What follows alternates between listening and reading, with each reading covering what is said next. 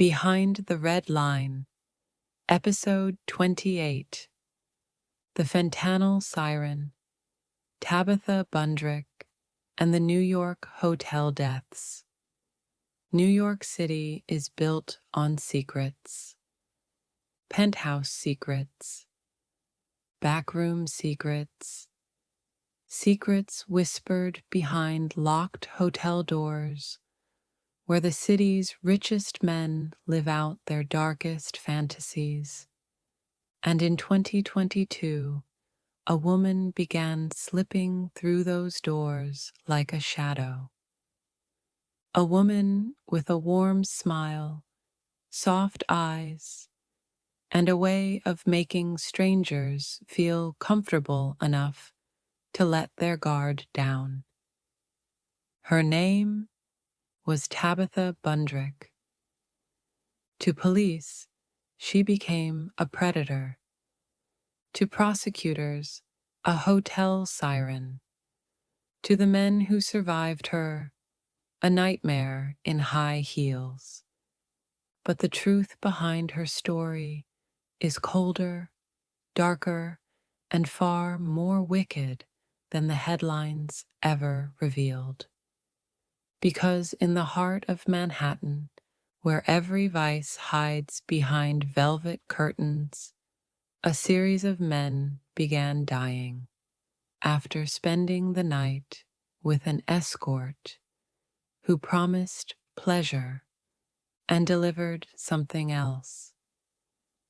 This is Behind the Red Line, Episode 28, The Fentanyl Siren.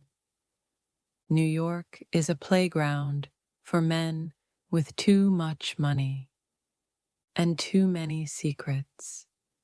In upscale hotels from Times Square to the financial district, escorts move quietly through hallways, past security cameras, past concierges who know exactly what's going on, but never say a word.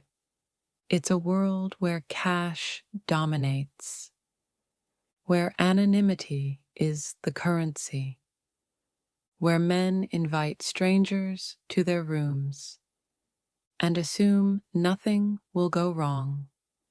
And in late 2022, things started going very, very wrong. On a cold night in February 2022, a man in his 30s checked into a midtown Manhattan hotel. He ordered room service.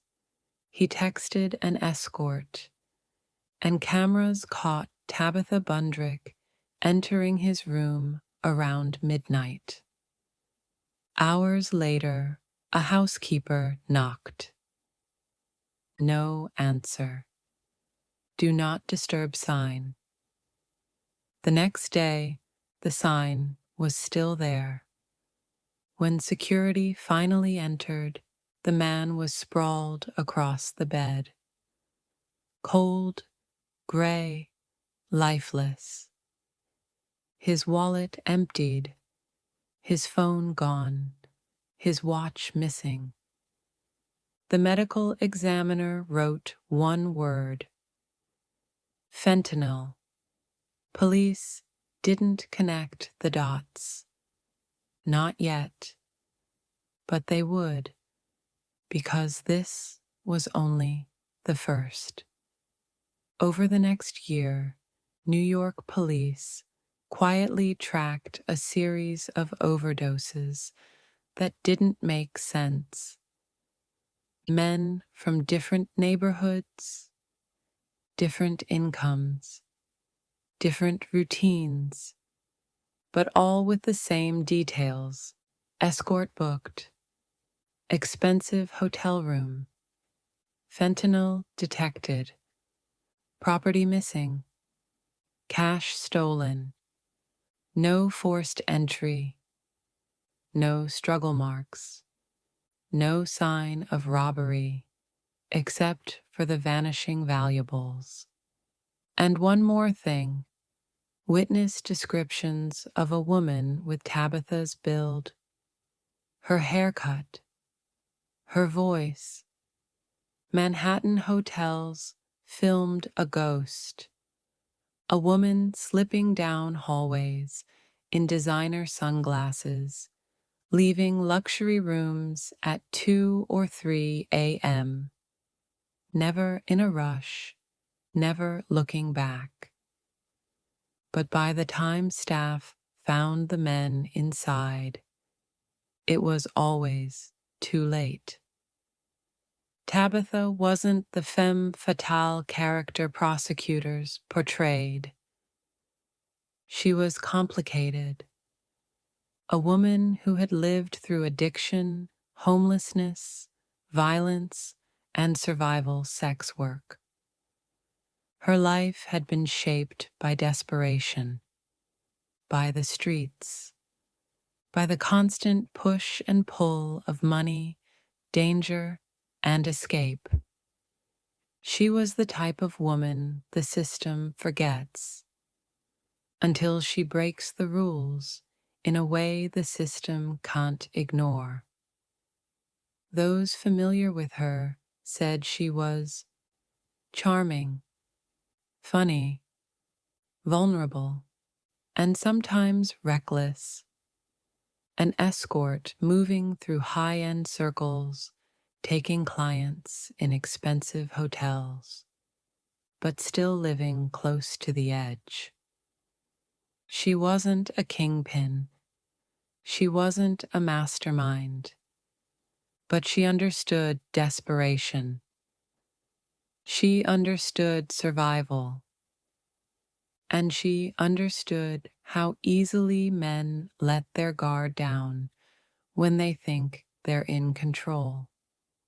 Investigators later described a pattern that felt like something out of a psychological thriller.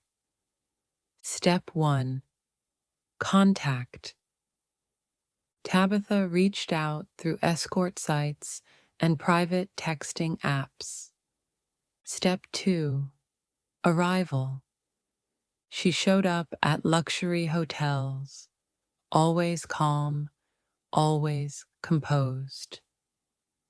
Step 3. Comfort. She chatted, drank with the men, made them feel safe. Step 4. The drink. A spiked cocktail. A powder slipped when they looked away. A quick sprinkle into a glass, just enough to make them dizzy, or worse. Step 5. The room falls quiet. Some men blacked out, some overdosed, some died. Step 6. The exit. She took cash, took watches, took phones, and walked down the hallway like she'd been doing it her whole life. Police called it a drug and rob operation.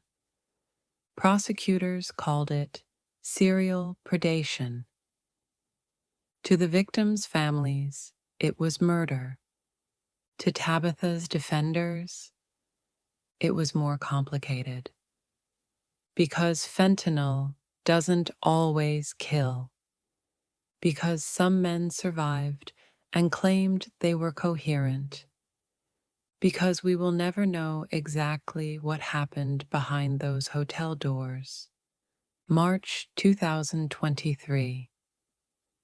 Another man is found dead in a Lower East Side hotel.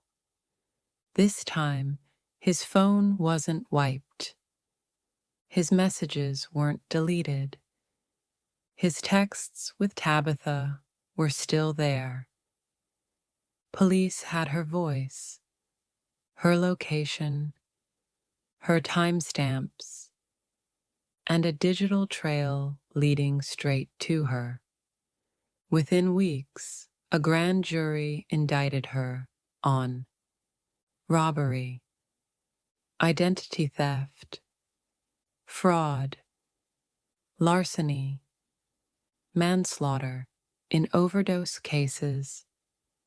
Tabitha was arrested, but that wasn't the part that shook New York. The part that shook New York was what prosecutors said next. We believe she targeted men who wouldn't report her. Men cheating, men hiding, men using escorts, men who wanted silence. She chose victims who lived in shame. And shame makes you vulnerable. It also makes you invisible. In court, prosecutors painted Tabitha as a femme fatale, a manipulator, a woman who smiled while leaving bodies behind. But defense attorneys told a different story. A woman battling addiction. A woman who never intended to kill anyone. A woman using small doses to knock men out, not to end their lives. A woman surviving in a dangerous world. A woman who spiraled into a pattern she couldn't escape. The truth probably sits in the middle. A wicked gray area that courts hate navigating. And the jury? They chose the narrative the city fed them. She was dangerous. Behind the horror of hotel room deaths was another tragedy. These weren't evil men. They weren't villains. They were lonely, addicted, ashamed, looking for connection in places society tells them to hide. And Tabitha wasn't a monster. She was a woman broken by the same systems that broke many of the people she met. Addiction, exploitation, survival, desperation. These are not excuses, but they are truths. Because in the intersection of sex work, drugs, power, and secrecy, violence thrives on both sides. Tabitha Bundrick's story is not about murder. Not really. It's about the danger hidden beneath neon lights, the dark economy of escorting, the vulnerability of men who seek intimacy in silence, the consequences of addiction, and the violent outcomes that occur when two desperate worlds collide. Men died, families grieved, Tabitha was indicted. And New York's luxury hotels learned just how fragile their reputations really were. But one question remains. Was she hunting or simply surviving? The truth is complicated, messy, human, and darker than either side wants to admit. There's a camera, still frame, of Tabitha walking down a hallway at 3:08 a.m. Face unreadable, hair tucked behind one ear, a designer purse over her shoulder, a body cooling behind the door she just closed. It's the moment that defines this entire case. A woman moving through New York's shadows, carrying secrets the city may never fully understand. This is Behind the Red Line, Episode 28, The Fentanyl Siren.